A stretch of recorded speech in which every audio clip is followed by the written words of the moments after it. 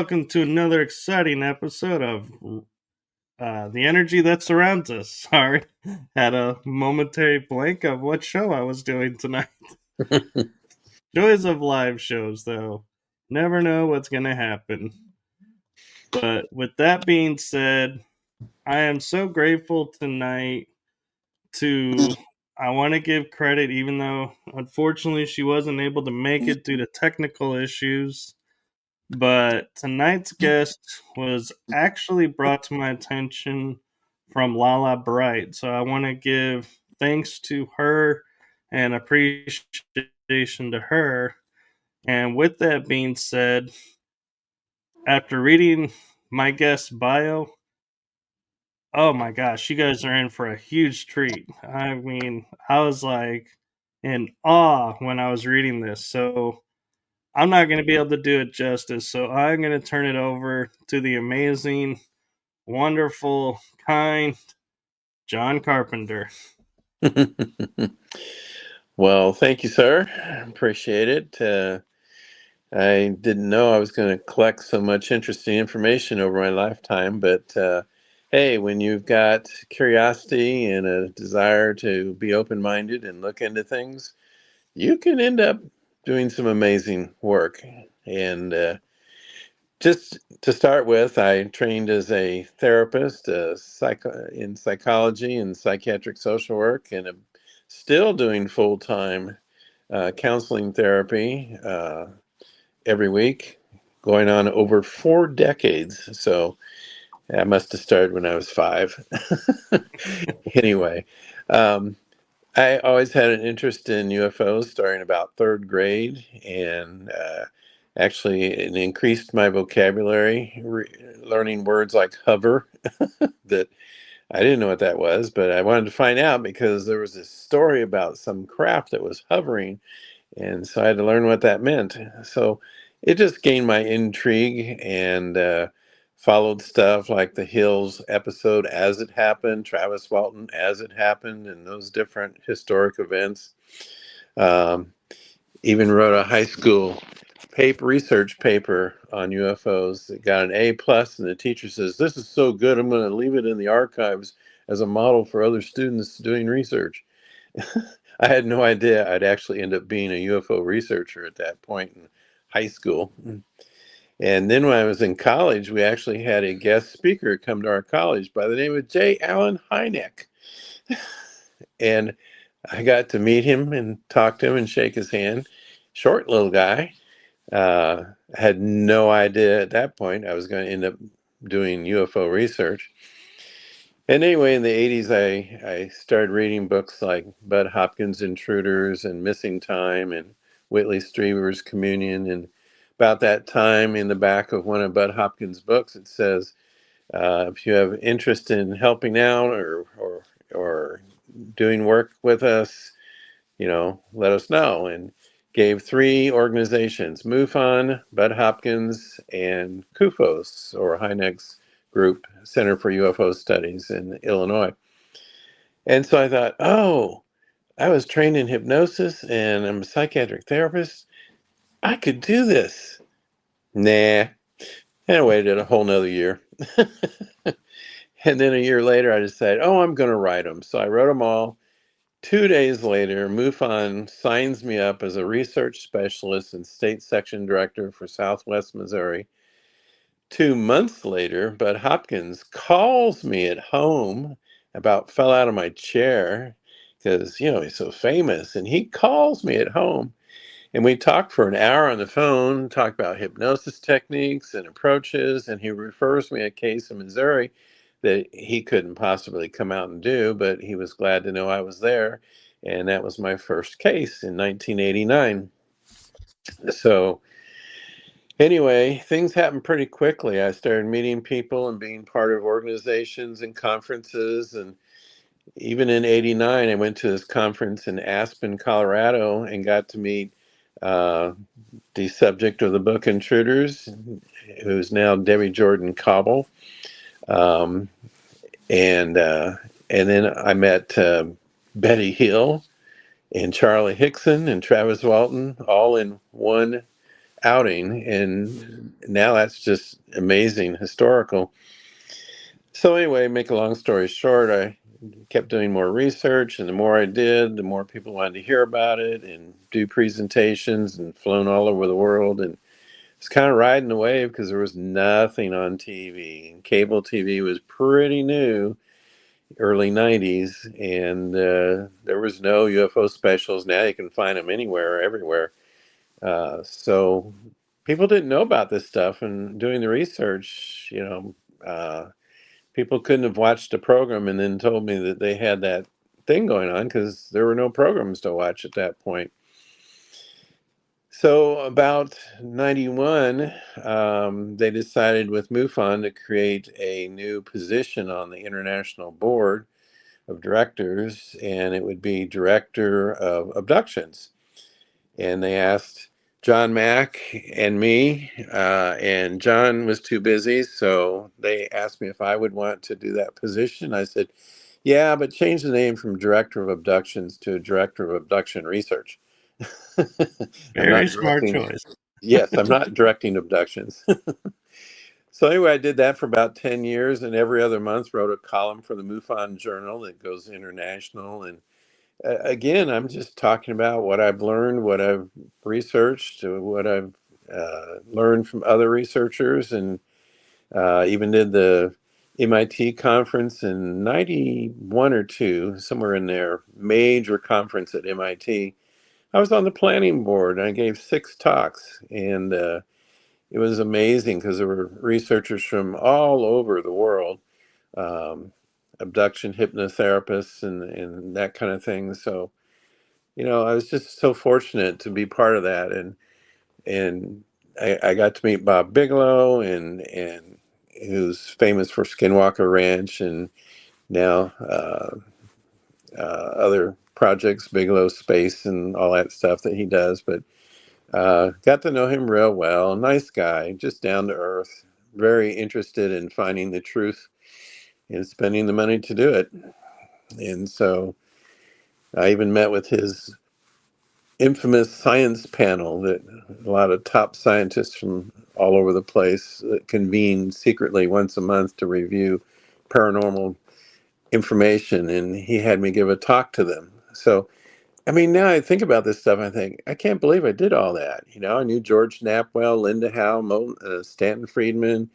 All these guys were my buddies. I even had some very private time with Leonard Stringfield, who had collected 650 military witnesses over the years who told him about crash retrievals and bodies and underground facilities and all sorts of things that I was gathering and interviewing. And so it just went on, and oh, got a little burned out by the year 2000, and still did some talks after that, but so much was on cable TV by that point, and so much was in the news and in books and magazines that I was just ready to kind of sit back and let others take the reins for a while. But of course, I couldn't stay away from paranormal stuff. So then I started getting into near death experiences and afterlife accounts and religious miracles and all that kind of stuff, and found a whole new realm of amazing stuff with science investigating different things. And that led to writing 5 books on all that stuff. Anyway. So that's my intro. That was a little more than an intro, but there you go. Oh no, you're fine. That was amazing. And one question I have for you is that comes to mind that I'm thinking you probably have never been asked, and that is when you watch like crime shows or police stories, they all talk about the white whale, which is an investigation that just haunts them because they couldn't solve it. And so I'm wondering, does John Carpenter have any quote white whale investigations with his work that he just to this day is still trying to figure out what happened? Hmm. Well, it's all weird.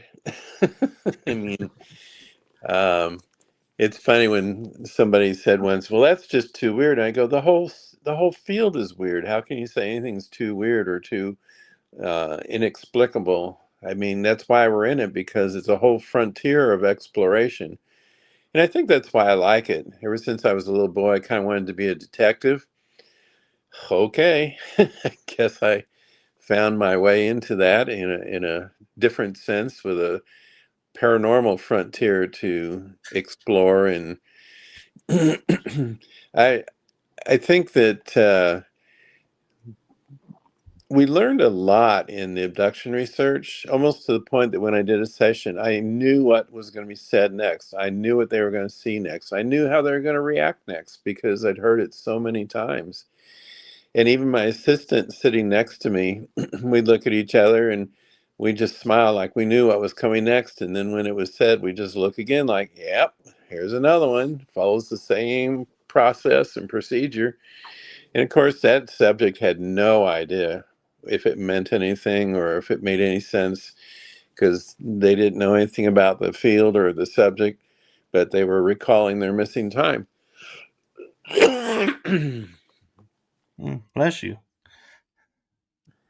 So, anyway, I don't know about any white whales. The whole field is interesting, and I really appreciate what they've been doing on Skinwalker Ranch. Anyone that's watched that series, because they're really trying to do some scientific work on dimensions and vortexes and energies, and it's just I think that's a really good show, um, because they're doing the science right there in front of us, and I think people need to watch stuff like that to kind of open their minds up to what is going on and what is around us all the time.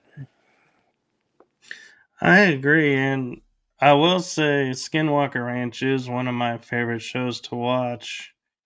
And I think it is because you're right. I mean, they inundate you with the science part of it, but at the same time, it's like you're left going, that was a really cool experiment. And I do gotta say, though, I do think that they do love to shoot off rockets a little bit too much. Well, seems to get results. It does, Yeah, I do and think they it's amazing they do some of the enjoy stuff. that. Yeah, I did like the all the drones in formation, and then them being affected when they never are affected any other time.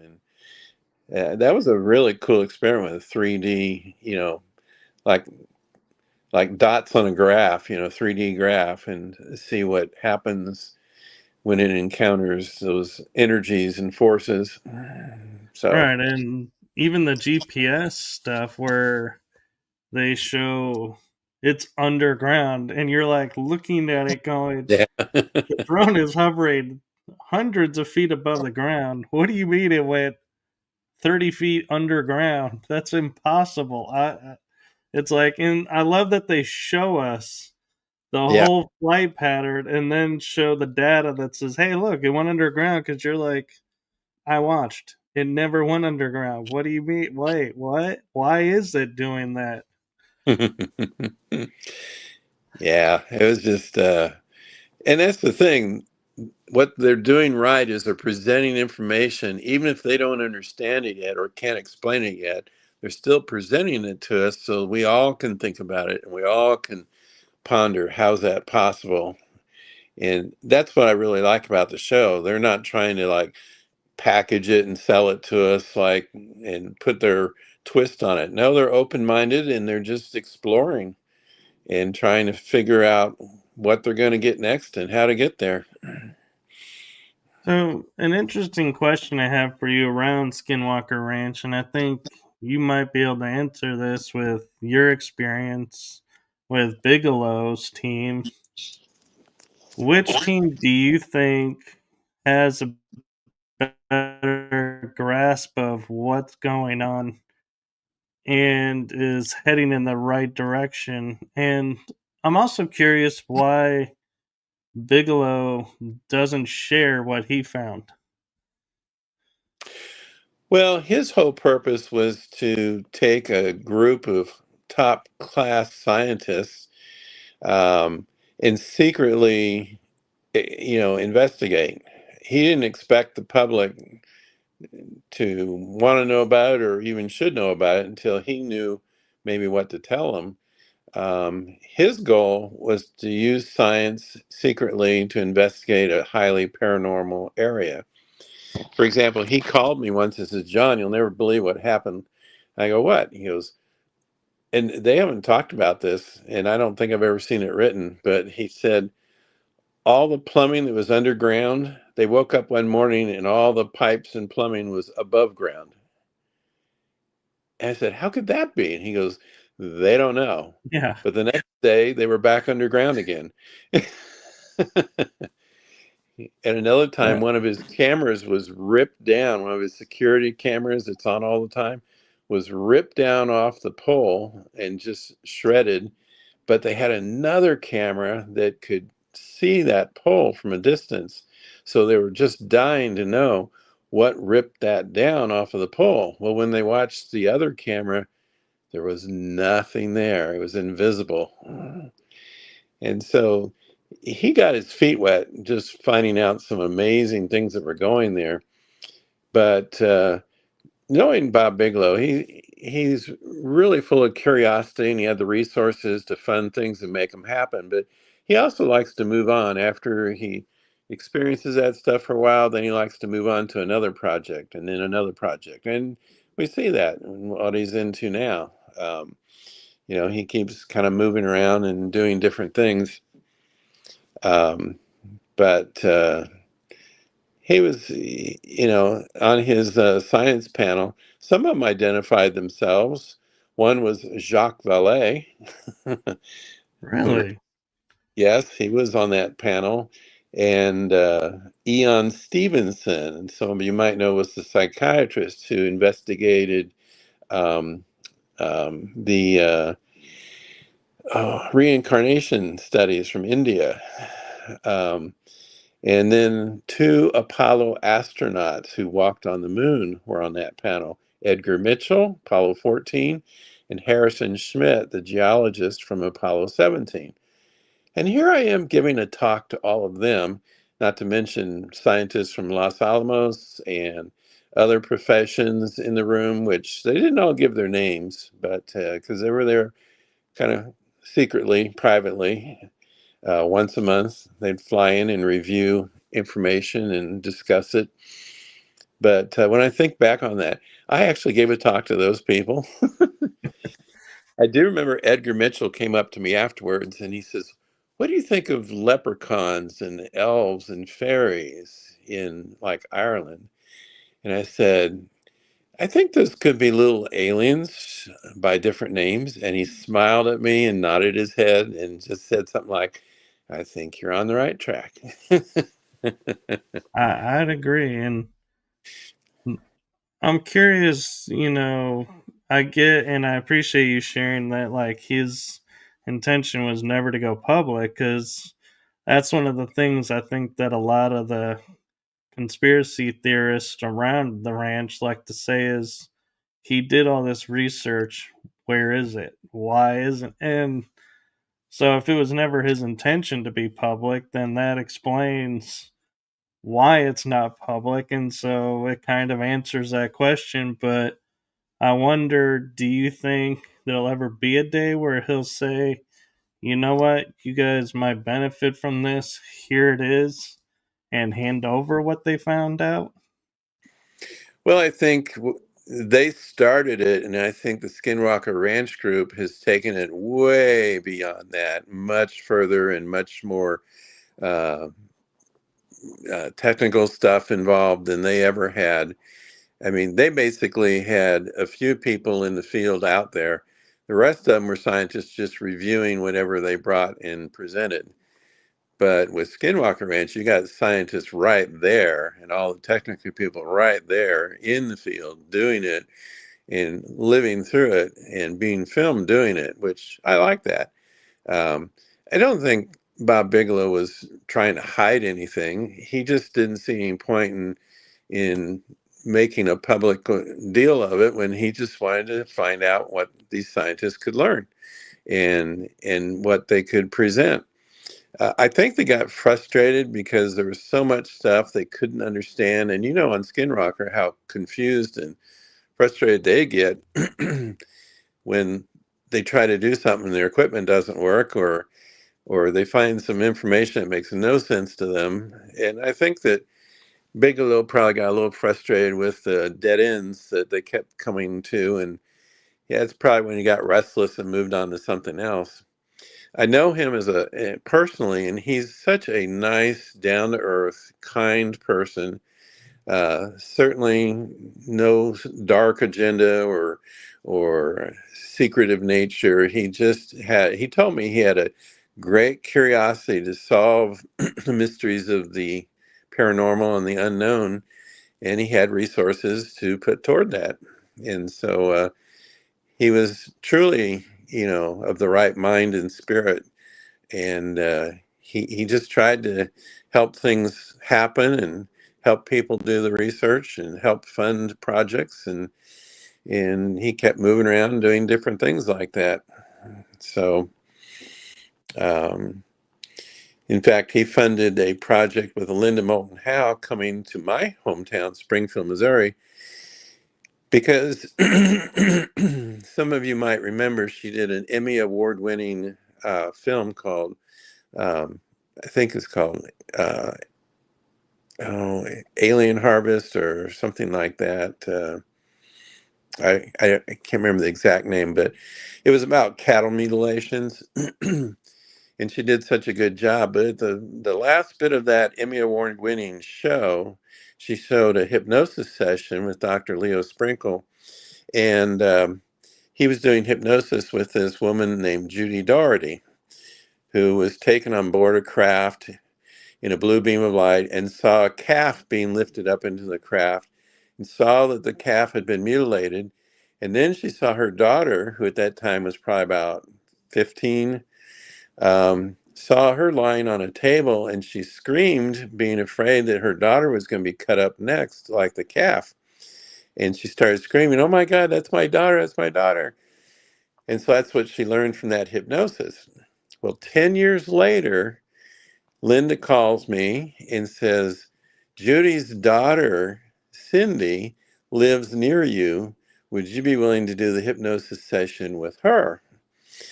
And so Bob Bigelow heard about this idea, this project. So he funded Linda Howe coming to Springfield with her whole film crew. And Cindy, I met with her first just to get to know her. And she said, "Oh, my mother's crazy. She makes up all this stuff about UFOs and aliens and stuff. And I just don't believe it. I just think she's just lost it. But I did see the UFO that day, and I don't know what all happened. So I'm willing to go through this." And, that was her attitude. And to make a long story short, we did a 3-hour hypnosis session, completely filmed every second. And during that, she also saw the blue beam of light, saw both her and her mother going up in the craft, saw the calf going up in the blue beam of light, saw the calf mutilate on board, and then remembers being lying on a table being examined. And then she remembers looking over and seeing her mother screaming, "Oh my God, that's my daughter." Perfect match. And yet she had no clue or memory of any of that stuff ahead of our 3-hour session.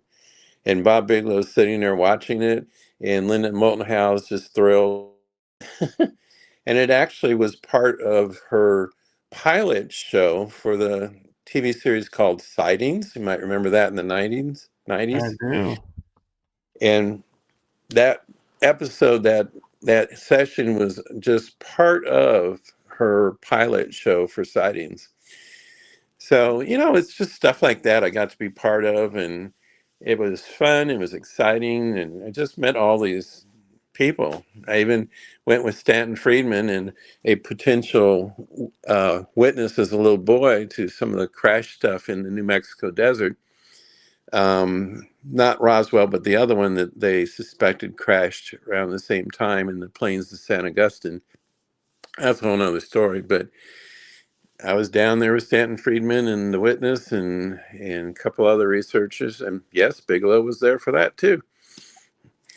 And George Knapp, got to know him well, and we had him come to Springfield for a UFO conference. We were the first conference to ever have George Knapp talk, and that would have been about 92, and he came on the scene about 89, 90, with, of course, Bob Lazar in Area 51. So, you know, all of us were just getting our feet wet and getting into all of this. And um, George Knapp even flew me out to Nevada for a abduction case he had uncovered and wanted me to work with that. And he watched, and and guess who accompanied us? Bob Bigelow. And then on the way back from that, we stopped by the outside gate of Area 51. I mean, you're in Nevada. Why not? Yeah, well, George Knapp wanted to show us, and Bigelow and I and he were standing there at the outer gate. And of course, the base would have been like 15, 20 miles in. It's not like you could see anything because they have like 86,000 acres. So that the government seized. So anyway, you can see you're just pulling information out of me, and I can just keep going. So I'll let you ask No, a question. no, I'm finding this very interesting. And one thing was curious about is you mentioned meeting Travis Walton and talking with him. What was your opinion of what his story was? And I know from talking to a friend of his that was there that Fire in the Sky is like mostly just Hollywood Yeah. adaptation. It's not near factual. So I'm curious, what your take of how, you know, your impression of him and his story, and if you feel like, man, if they had stuck to the truth, the movie would have been a much bigger hit. Oh, yeah. Well, first of all, Travis is such a kind, humble, nice man. I mean, we were at a conference again later in Brazil, and he and I were kind of like both filming stuff, and we were kind of playing games, filming each other, filming, and we were just having fun. He was just such a down to earth, nice guy. No ego, no airs, no wild claims. He just was somebody that had gone through something extraordinary. Now, the movie was just a horrible, horrible representation. Once he left the ground and went on the craft, everything after that was total fiction and not at all what he experienced on board the craft. I mean, it was so awful. We were just groaning like, oh, they're going to show this story to the public and then turn it Hollywood and make it more like Sigourney Weaver with Alien. I mean, it's just like, what are they doing? I mean, it was just awful. It wasn't anything like the real story, not even close.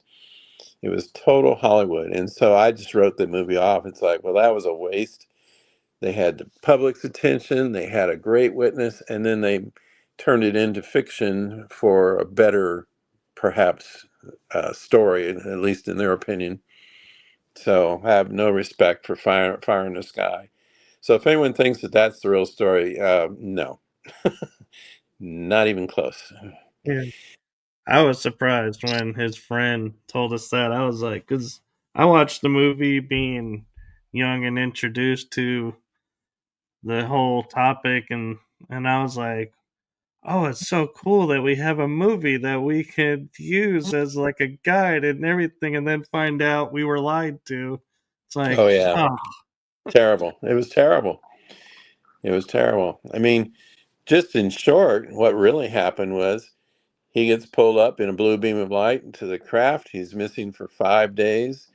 On board the craft, he's on a table with all these little aliens around him, like typical abduction scenario. But he kicks at him or he swings at him, and they stop what they're doing and they file out of the room. They just leave. And in comes what we call a tall blonde or human looking being. And now he feels more comfortable because this thing looks human. And so he goes, I think, to another room and kind of talks with this human being a little bit. And then all of a sudden he's like made to pass out, and they got him. So whether it's mental telepathy or a quick injection, I don't know, but something, they got him and then examined him. They used the human looking tall blonde, as we call it, to calm him down and relax him. And then the little grays came back and did their thing, I guess. So I'd say maybe Hollywood thought, well, that's boring. so so they had to make tall it. blonde. When has Hollywood ever turned down a tall blonde in a movie? Well, yeah. Well, it wasn't sexy, so. But yeah, I mean, that's the gist of it. And so that wouldn't have taken very long to tell. So they had to make it gross and weird and scary and just totally a whole different story. That doesn't match the movie at all. Right. So anyway, but it was Uh, great to meet him. And he's just a nice guy. I felt like if I saw him today, we'd just smile and say, hey, how you doing? And just he's just a very real person, and humble, and thoughtful, and doesn't try to capitalize on his experience, but he's willing to talk about it and share with people if they ask him. Very cool. And I think I would be miffed and people would be upset if I didn't ask, because you mentioned in your introduction being the first director of MUFON's abduction research. Hmm. How did you come about determining what the procedures for investigating an abduction would be? And do you feel like they're still following those, or do you feel like MUFON's kind of lost its way? Well, I don't know if they're still following it. They had some like field investigation techniques, but then when it came to the actual abduction interviews or hypnosis approaches, I listed a number of techniques that were helpful. For example, the critics would say, oh, well, hypnosis is so suggestible. You can suggest anything to people, and you ask leading questions, and of course, they'll give you the answers that you're expecting. Well, Bud Hopkins told me about this approach of his, and then I took it and ran with it. And that is to ask the wrong questions to get the right answers. In other words, let's say that they're on board some kind of craft, they don't know where they are. And so I'll say, well, in the room that you're in right now, look around and tell me what you see in any of the corners of this room. Now, I knew full well the room is usually a round room, but we're so used to the logical rooms having corners that the person's eyes would go round and round and round and round. And they say, well, I'm sorry, I don't see any corners. It appears to be a round room. Bingo. And so by suggesting a wrong answer, I always got the answers that matched the research. And never once did anyone fail that test.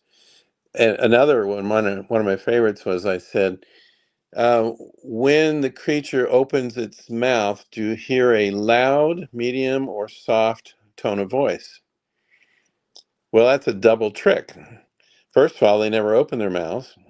They just see a slit for a mouth, but they don't see it open. And secondly, it's all telepathy, so they don't hear any tone of voice at all. So if someone says, oh, yeah, I see them open their mouth and they're talking in a medium tone of voice, I'd go, liar, you're making it up, you're following my suggestion. But nobody fell for that. What they always said, and they never used the word telepathy, but what they always said was, it's kind of weird. It's like I'm hearing their thoughts in my head. And so I got that so many times in different ways, people trying to explain telepathy without using the word telepathy. And I always just thought that was so fascinating. So then I'd fire back with another question. I says, well, if you're laying on the table naked, jump up and run. I can't. It's like I'm really calm now. I said, how could you be calm? You should be getting your clothes and running out of there. I can't move. He's staring into my eyes, and I just feel so at peace. So, see, I'd get all the information by challenging logical and questions which I knew that they just, if they answered it the way I was suggesting, then then I would know that they're reacting to the power of suggestion and not their experience. And some of them would almost get irritated with me, like, I told you it's not like that. It's like this. And I loved it because they were being true to their experience and true to their memory and true to their story, and not because of how I asked a question or what kind of question I asked. And but it always worked, and I knew that they were really sticking to their legitimate experience. And they So, didn't always yeah. they didn't always know what they were talking about. They said, I can't explain this. I don't know why, this is happening, but this is what I see. No, Go that's ahead. really cool. And as you're talking about that, it kind of pops in my head how Hollywood, you've seen the movies, oh, they probed this or they did all these tests on me. And I'm wondering, did Hollywood just make all that part up to try and make people afraid to say I had an alien abduction? Or do you think some of that might be true? Well, there were tests, experiments, probes, different things that happen, implants up the nose, exploring different cavities. But it was never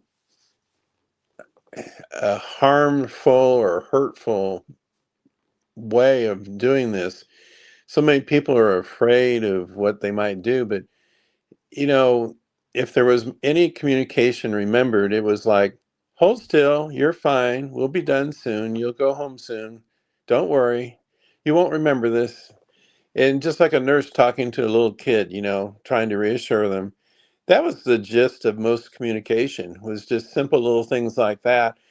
And you know, it's interesting because I've said that after doing so many sessions, I've noticed that the reactions to the sessions, even though they might say the same thing as my last case and the same thing as the case before and the same thing as the case before that, they're different people and different emotional reactions. For example, if you send 100 people to a movie theater and they all watch, like Dances with Wolves or Rambo 3 or something like that, and when they come out of the theater, do you think everybody's going to have the same exact feeling about the movie?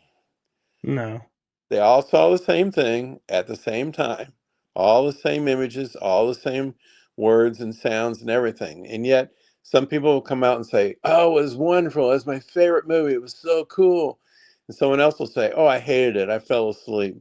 Another person might say, that just really annoyed me. I didn't like that thing that they did. And another person might say, oh, I feel spiritually evolved from it all. And I noticed that with abduction research, did the same thing happen. They could go through the same exact procedures and stuff, but depending on the person, their take on it was what was different. Um, so I think that was very important because a lot of researchers were trying to say, oh, it's this they're doing, oh, it's this that they're doing. And I always tried to stay open-minded and just see what's happening and then how the people interpret what's happening to them. But basically, it made me feel like, well, they're just here studying us and trying to understand things about our emotions and about how we do stuff and checking our bodies and doing some work with making hybrid children and all that. That was not unusual. That came up quite a few times.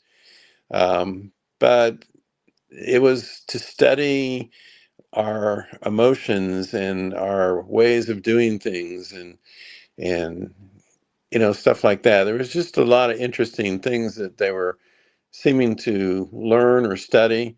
just like we would do if we were in a lab dissecting frogs or, doing something like that. But they never killed anybody or deliberately harmed anybody, and I have several cases where they actually healed some things. One time, this guy who was colorblind, and his uncle was a doctor, so it was verified and clear he was colorblind. But after one of his abduction experiences, he could see all colors perfectly. And his doctor verified it, and they couldn't understand because that just doesn't happen.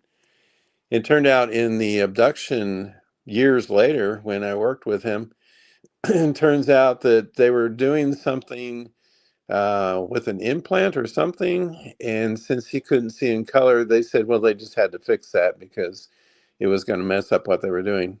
So, oh, by the way, we fixed that because you needed to see color so we could see this or that or whatever. So, it, but that's what a lot of the healings were like. It was like, oh, yeah, we had to fix that because it was in our way or it was not going to work if we didn't fix that. So, That- um, That's actually kind of cool in a weird way yeah. when you think about it. Going,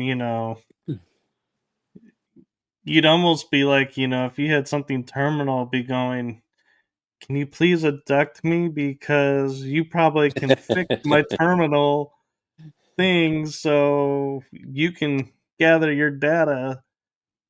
I'm over here, please. Well, nice thought, but I'm afraid they have their own agenda. Yeah, Now, that's probably true. people have asked, how do they select people? How do they know who to pick?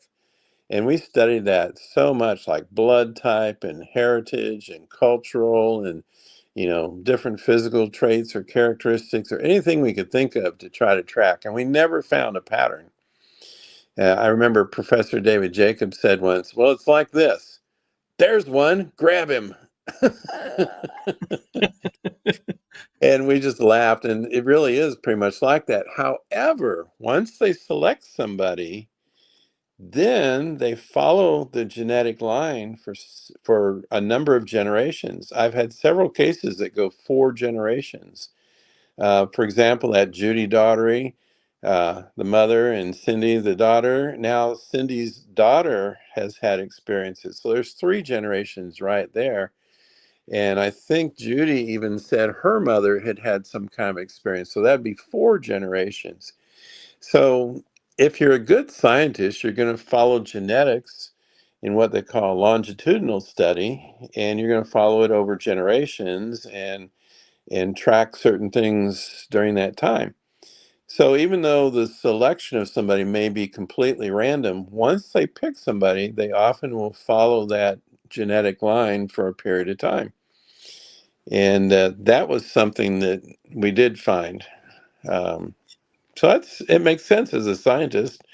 Uh, so And I'm curious if, like, you're saying, the grandmother had the experience, the mother had the experience, the granddaughter has the experience, but if there's like grandsons, why would they take the granddaughter over the grandson, or do they take all the grandkids, but oh, only the granddaughter recalls it? um, it's no real distinct pattern there. I may have said all women in that case, but it can be men. It can be a variety.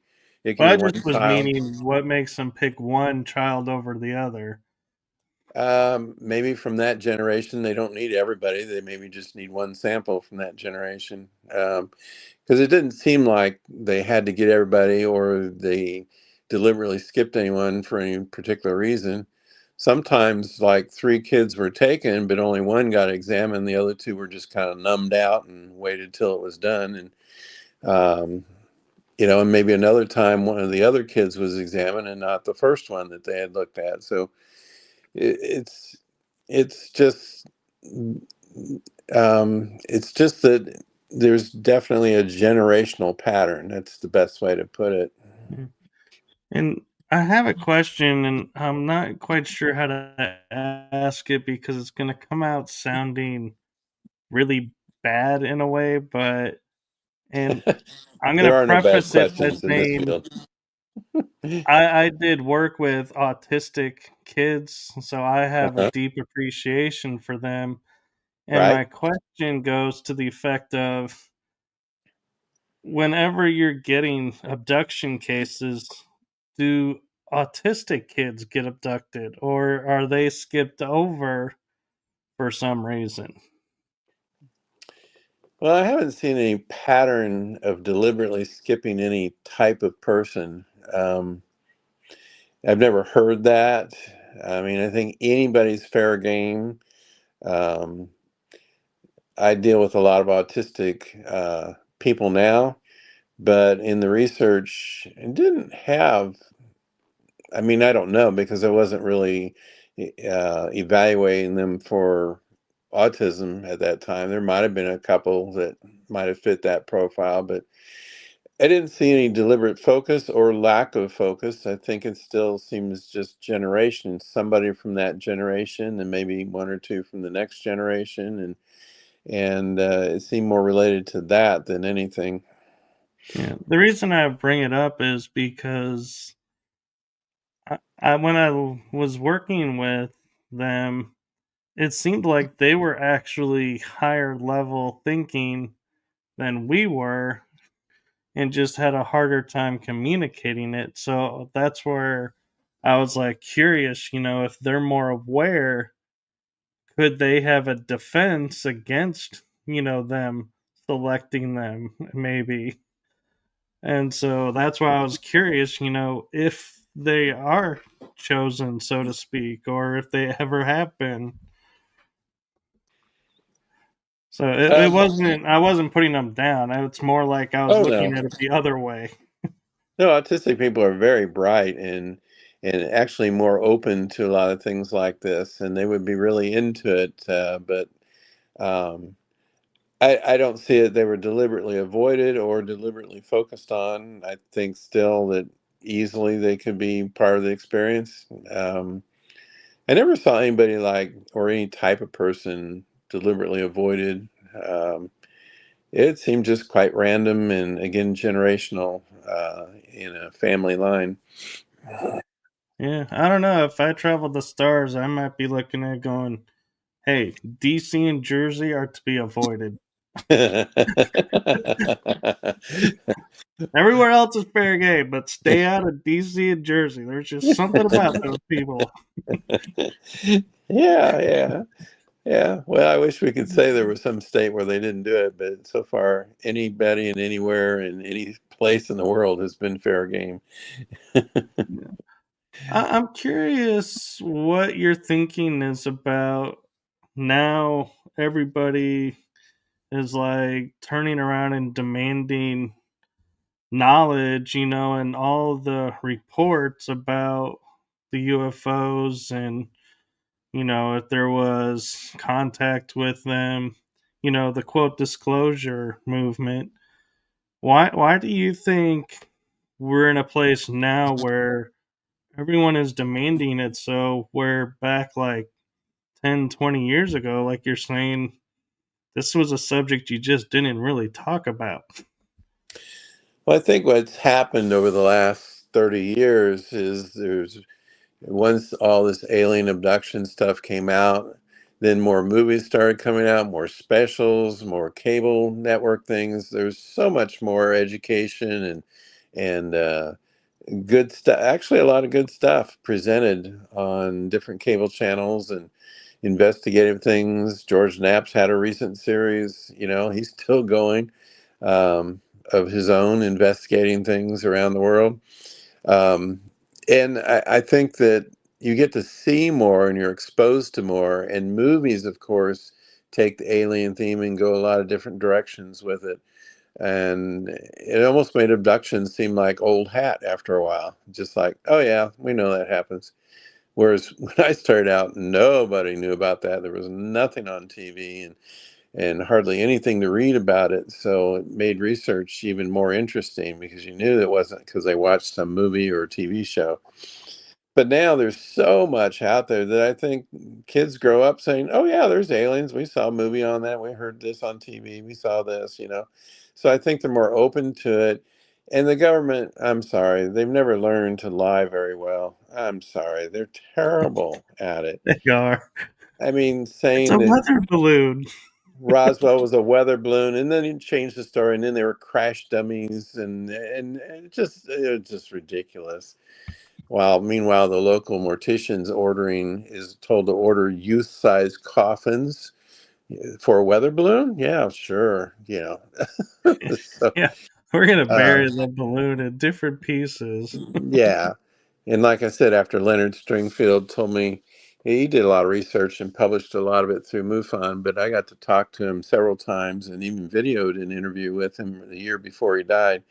And he told me there were like 650 independent military witnesses that came to him because he'd been in the military. And when he was in the military, his job was to collect UFO material while in the military.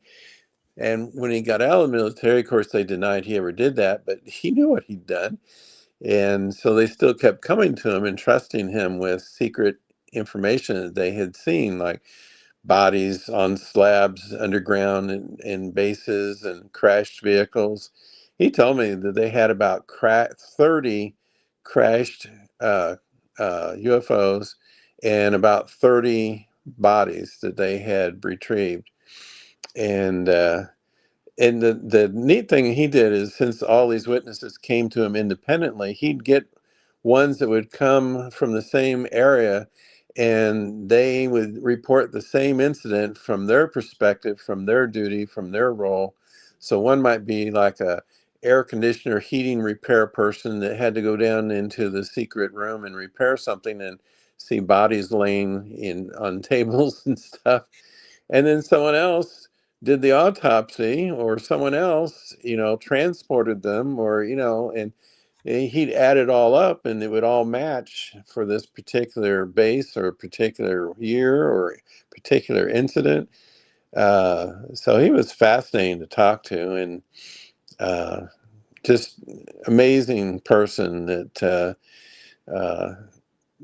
did get the military witnesses to trust him, and to because they didn't dare give their names, and they trusted him not to make it public, which he didn't. He kept it private, but yet he can still tell about the kinds of things that they saw and experienced. So, and here the government admits that they have this like $20 million they spent on UFO research, and then they say in the next few months, "Oh, but we didn't find anything." It's like, come on, give me a break. Yeah. Give me a break. And it's just like, Well, and I so find why it they keep it interesting. quiet is because they learn so much, they still don't feel like the general public could handle everything that they know and everything that they've learned. And so they know if they open that door and say too much, that people are just going to demand more and more and more. And that's true, they would. So they keep cracking the door open and then slamming it. So Right. And I feel like the biggest kind of comical thing that they've done recently, and I'm curious your take on it, being, MUFON background, because everybody has the acronym UFO somehow in their titles. Like, if you study UFOs, there's the title ufology. And also the government now says, well, UFOs don't exist. There's UAPs. And why all of a suddenly the name change? well, because they didn't want to sound like they were joining all the nutcases, they had to call it by their official scientific designation. So they couldn't be accused of joining the UFO cult. They had to call it UAP, give it a different title, which I don't care. That's fine. It's still saying they're investigating the unknown. And of course, we've seen the great films that they had released. Although I don't think they really wanted to release those, but it still got out. And so then they had to admit that, yeah, they've been doing some research, but oh, there's nothing to it. even though we Whoa. can't possibly fly or create anything like that on Earth. And especially over the last 100 years, it's still been flying the same way. So it's not like a recent development. Right, and I'm curious, did MUFON ever get involved in the USOs? Oh, yeah. And I'm curious what the government's going to start calling them now because it's like changing one letter. It's like UAP. What is it going to be? USP? Probably. USO means submerged objects. Yes, they had quite a few of them back in the 90s when I was talking to researchers off Puerto Rico. They had so many of them coming out of the ocean next to fishing boats and then going back in. And, they were witnessed all around different areas. And they had a couple on film or snapshots. But, you know, Do you think those could be bases? yes. In fact, I had one abduction person said they had seen an underwater base. And this is long before anyone had talked about it or even theorized about it. But she said they were like domes on the ocean floor. And she was taken to one, and it was kind of like the inside of a UFO, but yet it was sitting on the ocean floor. And there was a whole group of them. I guess you could go from one to another, like a little underwater base or city.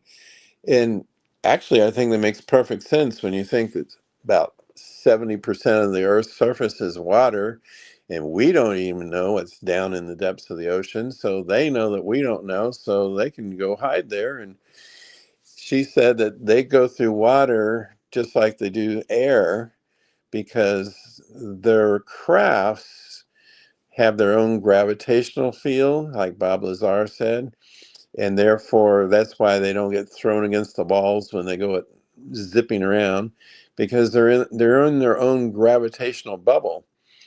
It's like right now we're traveling at 18,000 miles an hour around the earth, but you don't feel like we're going fast because we're in that gravitational bubble. um, and so in a similar way, they can just go through water or air. It doesn't really matter. And that's why you see in those little film clips, they just disappear into the waves, and there's no crash, there's no breakup of a craft. They just slide right in.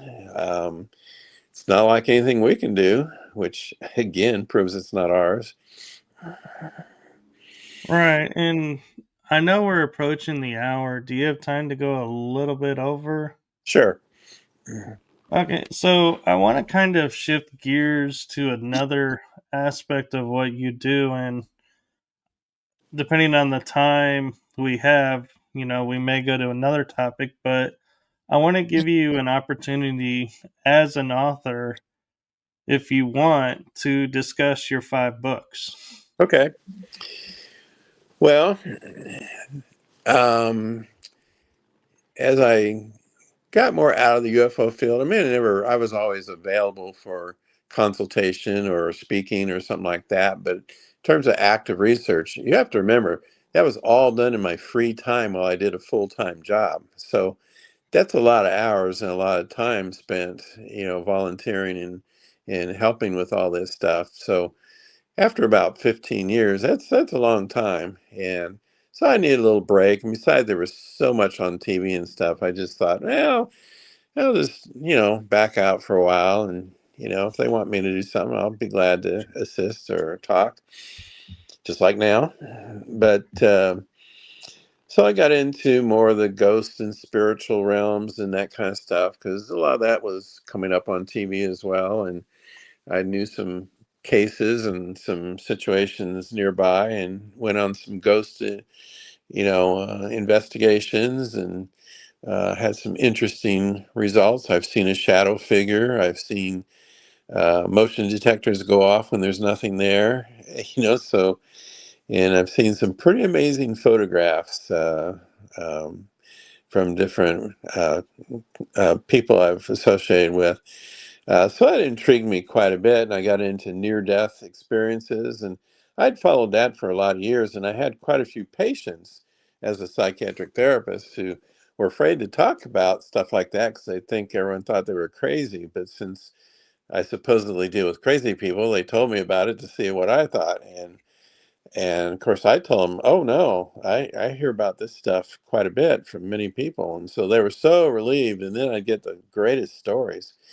Um, and I still get them almost every week from somebody, another supernatural encounter with some kind of paranormal ghost experience, or near death or after death experience.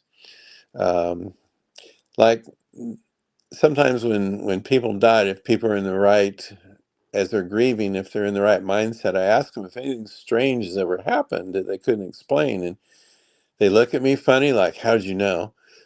And then they start telling me about something that happened. For example, this is a cute story. Uh, the girl was real close to her mom, and they were just like buddies. But her mother died, and she was like about 30. And she um, actually smelled her mother's perfume. She felt her mother sit, the bed went down as if someone was sitting next to her. And she actually got a few second visual glimpse of her mother's image. And she was so excited because her mother was letting her know that she was still around. Well, mother had divorced dad because dad just wants to sit and watch TV in his own house and not be bothered. But she couldn't wait to tell him. So she ran over to his house and started telling him about all these things about she saw mom and smelled her and felt her next to her. And he says, oh, you're just making all this up. You just want to see her and you're just wanting all this to be true. And it's just not. You're just imagining stuff. And he wants to get back to his TV program. Well, suddenly the TV goes off. And he says, what's wrong with the TV? So he checks it, checks the remote, checks the batteries, checks the wiring, checks everything. He can't get the TV to come on. She's sitting there watching that, and she says to him, I bet mom did that because you were making fun of me and her and all that. And I bet she got mad and turned your TV off. And he goes, there you go again. Everything's related to mom. And she goes, okay. And she didn't know what would happen, but she says, Mom, if that's you, turn the TV back on. Whoosh, TV came right on. And the guy was so freaked out, he had to leave his own house for about 3 hours and calm down. Oh man. Uh, That sounds like something I know a lot of friends that are in the paranormal field would love to do to somebody. yeah. Just to be like, yes, and we're gonna make this like the fun side of the paranormal. We're gonna turn people's TVs off. We're Well, gonna I had another case where every time the guy left the room, he was watching sports, and every time he came back to the room, it was on his dead wife's channel, the Home and Garden channel. And he's like, how did that change? And so he even took the remote with him so no one could play a prank on him when he went to the kitchen. But when he came back, it had changed back to the Home and Garden channel again, which was her favorite show. yeah, and to be honest, with TVs today, if you don't have a remote, it's really hard to figure out how to change the channels because everything is run through remote. So it's not like the old Right. days where you go up and you turn a dial, and so somebody could have snuck in the room, turned a dial, and walked out. It's All a the lot harder. spirits can do anything though. I mean, Yeah. that's not hard for them. And one other case, because of that, then I had another case where a woman asked me, do you think my son that died, because she was about 50 and he was in his 30s and is an accidental drug death? She goes, do you think he might try to contact me? I said, well, just be aware and let me know if anything strange ever happens. Well, about 3 months later, she came in and she goes, something really weird's going on at home. Our smoke alarms are going off, but when I look up at them, they go off. Then when I leave the room, they come on again, and all of them are going off. My husband's checked the wiring, the batteries, everything. We can't figure out why it's doing this. And I said, so you think it might be your son? She goes, well, I was wondering. I said, well, when you go home, look up at the smoke detector. If it's doing it, just say, son, if that's you, you can stop now. And so she did that. She went home, the alarms were going off. She looked at them and she goes, son, if that's you, you can stop now. Boom, they all quit. And they never, ever started up again. So I love those stories. Yeah. I mean, that's so cool. And I think so many times spirits do try to let us know that they're around, and we don't pay attention. We just don't pay attention to little stuff. I have so many stories like that now, and it's fun because, to me, it's just always more proof that they're all around us, and that, you know, I remember on the show, John Edwards' show, Cross Country, he had this grandmother, or he had this family on there, and they had lost a grandmother, and he said, she says that y'all have like tried to quit smoking, and they all beamed and smiled, said, yes, we've all quit, and they all looked at each other and smiled, and said, that's neat that she knew that. And he goes, no, wait a minute. She says, one of you, Susie over there, she's sneaking down to the basement and smoking in the basement closet. And Susie goes, Grandma! And the family looks like, oh, you're not. You're doing that. And I go, Grandma, you snitched.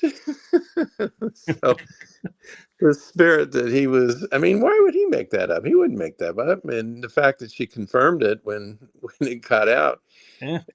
it's just so funny that it just shows that spirits know what we're doing all the time. And we just often don't even think about that.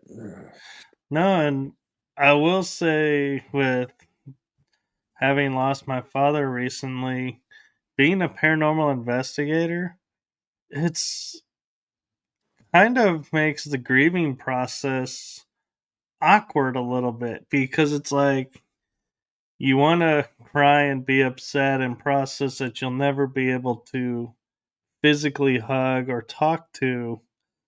But then it's like, well, but as a paranormal investigator, I know if they're around, I can talk to through these devices or Right, these methods. So right, it's like you're not really gone, right, but you're right. gone, but you're not gone. It's like it And if gets you pick kind of things, off. and if you pick things they can communicate through, like you know, like turning the TV on and off, or a smoke alarm on and off, or ringing the doorbell when you ask them to. I mean, there's little ways you can, as you know, they may not talk in words, but um, anyway. Yeah. Um, there's one other little story I thought was interesting. This girl lived alone in her own house, and it was a quiet night. She went to bed and sound asleep, and all of a sudden, in the middle of the night, a voice is screaming her name, Brenda, Brenda. And she just jolts awake, and she jumps out of bed, and as she turns around, the bed bursts into flames. Her house was on fire. And so she gets out okay, and the firemen put it out and everything, but she's wondering, who woke me up? Who woke me up? There's nobody there but me. And she couldn't figure that out. And this is another client of mine.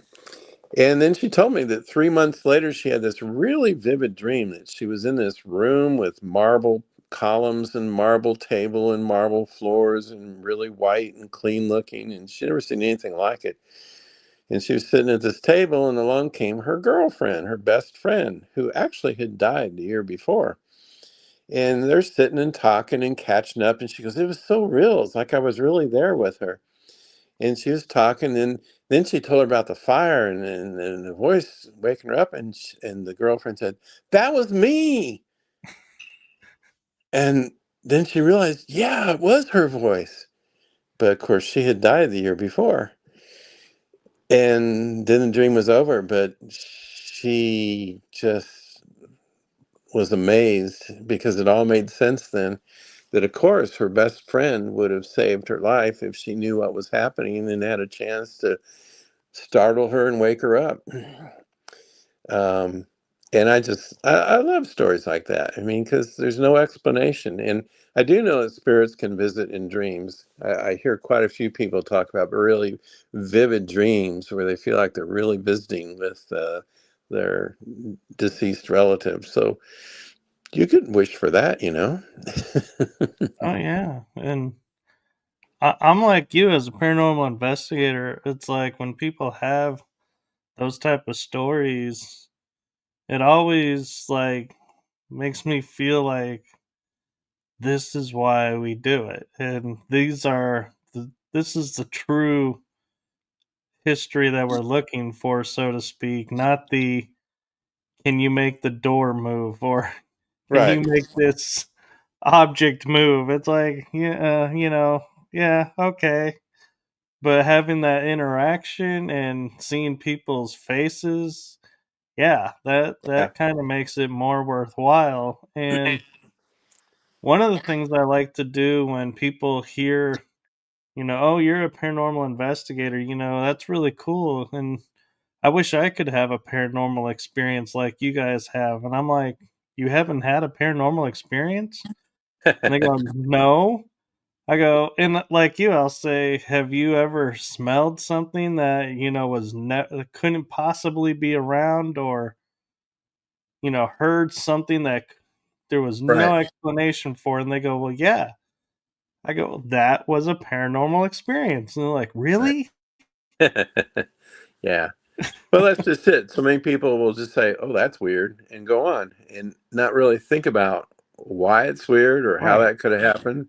They just go, "Oh, that's weird. That's strange," and then they go on like Or, like yeah, that's or they'll normal, say, part of oh, their I'm life. just hearing things. Right. Right. Well, that's why my clients are very thankful that I'm open minded to all that stuff. In fact, they're thrilled because the more they realize that I will listen to those kinds of things, the more they tell me. And it's not because I'm seeking it, it's just they know they've got someone who's going to take them seriously. And oh my gosh, are they so happy to know they can tell me and I won't think they're crazy. And they're not. I mean, they're repeating stuff I've heard many times. And so I didn't really get to my point of all that. I had done that research for, gosh, 30, 40 years, just off and on, just collecting stuff like that. And finally, I had so much stuff. And then I started reading more, and it came out with the book, which I have here, um, The Intense Reality of Eternity. That's my third book. And what I did was, after I studied at least 54 resources and all my cases and everything that I had hundreds and hundreds and hundreds of cases from around the world of near-death experiences or unique, things like that dealing with the spiritual world. And so I decided I can't tell 200 stories in a book. I mean, that's what a lot of people do. They just tell a lot of different little stories. I decided to put it together: one journey into heaven, one journey into hell, one journey through what we might call purgatory, and take all these experiences and take the best quotes and details from each account and put them all together. So, like, if I'm talking about a journey into heaven, it starts with the moment you leave your body and what you experience and your senses and everything, and then what you see next and what you see next. But because not one person has had all of that happen, like jigsaw puzzle pieces, I take this experience and this one over here, and I get a flow of details.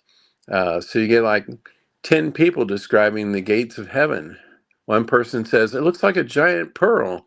Another person says, it looks like they melted pearls and smeared them all over that wall. Another person says, it looks like pearlescent icing on that wall. And yet these accounts are coming from all over the world, different religions, different people, different cultures, and yet they could even be an atheist who doesn't even believe in this stuff, or someone who's blind since birth and has never seen anything. And yet, when they have a near death experience, they're all saying the same kinds of details. So I thought, well, since everybody has a piece of the puzzle, let me take all those pieces and let them flow together. And then you, when you read the book, get this awesome journey where 10 people are describing this, and 5 people are describing that, and 7 people are describing this, and 20 people are describing that. And, and it just flows. And you just I thought I knew a lot about it, but after I did all the research, I learned 3 times as much as I ever thought I knew. And I didn't know how it would all add up when I put all the pieces together. But let me tell you, and I know Bob of Lala and Bob, he did say on his show it's the best book he'd ever read on the afterlife. And I have to admit, I didn't know how it would add up, but the way it added up was just mind blowing. And so now I even have clients who are grieving and wonder where their loved ones are.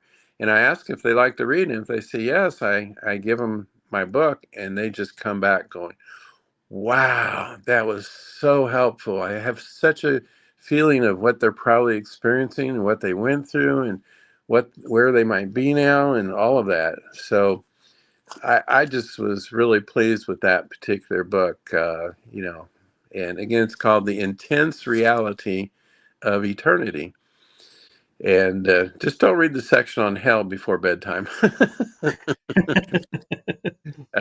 It's consistently scary. I'll just say it that way. But also it helps people understand why certain people go a certain place and what happens and how judgment and selection seems to work and life reviews and just all these things we hear about. But when you hear so many details from so many countries, in fact, there was this Jewish woman who didn't believe in Jesus, but in her near-death experience, she says, well, I don't believe in Jesus, but he's standing right over there, so I better start believing. Yeah. Or a Muslim woman says, who are you? And he goes, Jesus says to her, I'm the one you didn't believe in. Sit down, we got to talk. And for hours, she came back and she switched religions when she came back. I will also tell you, not a single atheist stayed atheist. Many of you may have heard of Eben Alexander, who was a Harvard neurosurgeon, who was an atheist and believed science could explain everything. And then he wrote the book Proof of Heaven. And he's been on a lot of talk shows and stuff. But he's a great example of an atheist turned total believer. He says it's more real than anything you and I experience here in this reality. And I've heard some other people say that Earth and all that seems like a shadow, and the afterlife seems more alive and bursting with color and life than anything that we've had in this life. So it's pretty fascinating to get all that from everybody out there. It's really been a fun research project. That's really cool. And for everyone watching, I just put the links. There's 2 Amazon links, and then I also saw where you have an email address where you say email me for books. So I put that on the screen. Yeah, that's fine. So people can find your books easier. And I'm Yeah. kind of curious, Yeah. what is like an in the paranormal community and metaphysical community, we have what we call an aha moment where everything fell into place and it's like everything makes sense. When you were doing all this work and all of, from when you started to now, what was your most memorable aha moment that made you go, I'm so glad I'm doing this. This all is legit. This all is needing to come out. Well, I've had probably quite a few aha moments. One of them with the UFO research, I was dealing with, she was about 20 years old, but she'd had experiences a few years before. And I was working with her in St. Louis and going through a hypnosis session. And all of a sudden, she takes a big, deep gasp, starts crying, and says, it's those big eyes. They're right next to mine. It's those big eyes. And when you're alone in a room with someone who's having that traumatic memory surface, you know they're not making it up. You know it's real. And I remember it just gave me a chill from head to toe because I knew that what she was seeing was extremely real and very upsetting. And I remember I couldn't even sleep that night. I kept thinking there were aliens in my closet, and I had to didn't want to close my eyes, you know. So it just made it so real compared to reading about stuff. You know, it's just once you do the work and you're involved with the real witnesses, it makes it very real for you. And some of those ghost stories, that was very real aha moments for me as well. And then when I was researching Marian apparitions, which the Catholics talk about and most people have known nothing about, I knew nothing about it until about 2011. That has been investigated by science, and that's probably a whole nother show, because these so-called visionaries that supposedly have religious encounters, their brains are doing something like psychic brains are doing. They have delta waves, and which should be in a coma or sound asleep, deep out, and yet they're talking and visiting with the spiritual beings while their brains are showing that they should be sound asleep. And scientists say they cannot explain that. They do not understand it. They've done all sorts of scientific tests on these visionaries, and they can't explain the results. It's just a whole bunch of research I knew nothing about. And so anyway, it's a real interesting aspect of divine connection with spiritual beings and angels and the Virgin Mary and Jesus, and and you might think, oh, that's just Catholic stuff. Oh, that's just blah blah blah. But I went into it like I do any research, and I was blown away. That was another aha moment, because I started to realize, oh my gosh, these encounters are over 2,000 years all over the world, and they're all saying the same kinds of things. You can see the patterns again, the same kind of patterns, the same kind of approach, the same kind of words, the same kind of visions. And even atheists who didn't believe in that, they were visited, and that blew them away, because when you see something you don't believe in, that changes your mind a bit.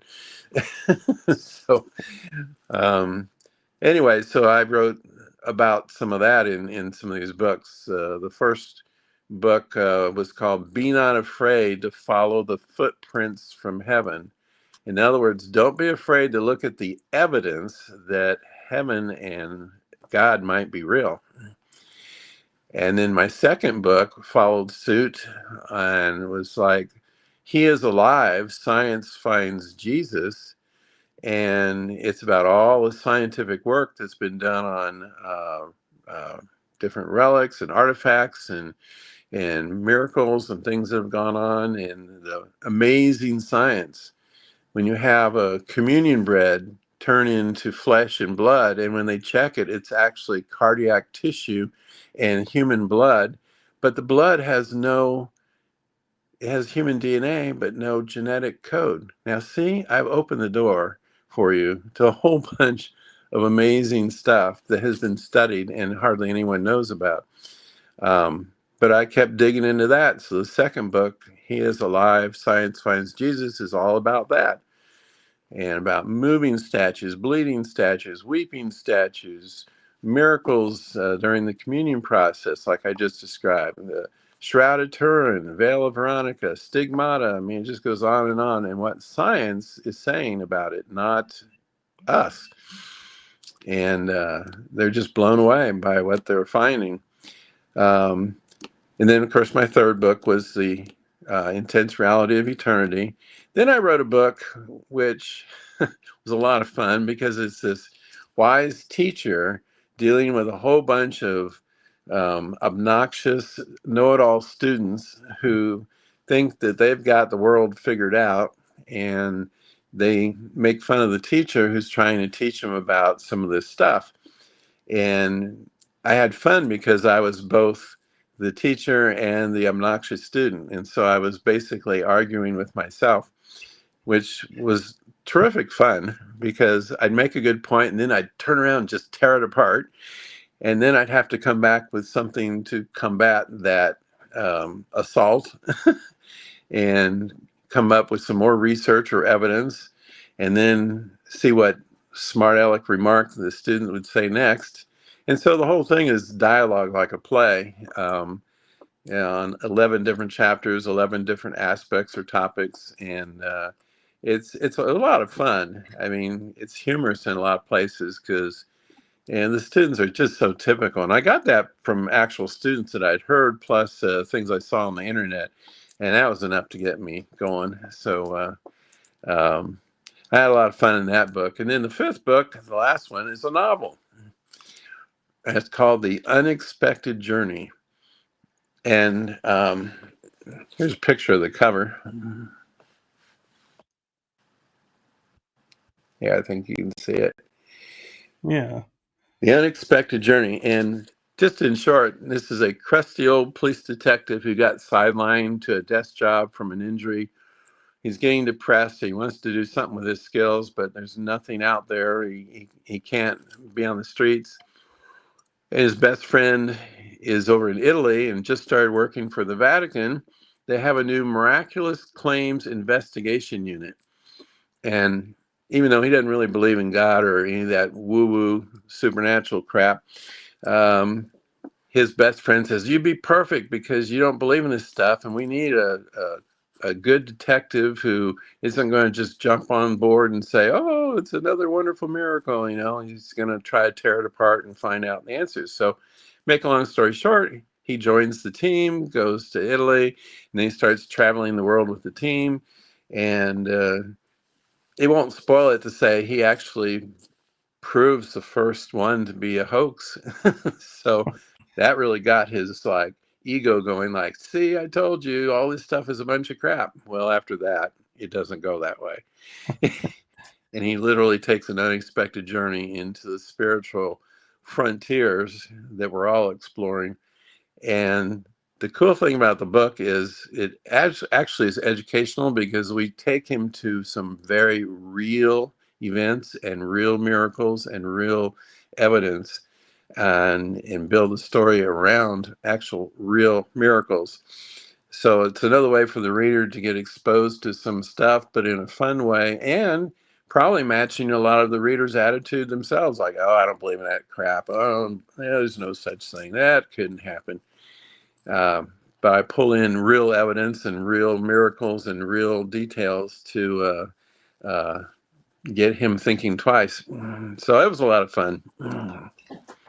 That sounds really cool. And I'm actually, now that we covered the books, I'm going to put the links back up so people have another chance to get those books. And I want to take a moment to thank you for all of your service, for everything in the community. So thank you for all that you've done and continue to do, because I'm sure you're far from being done. As long as I can talk and walk and think, I keep going.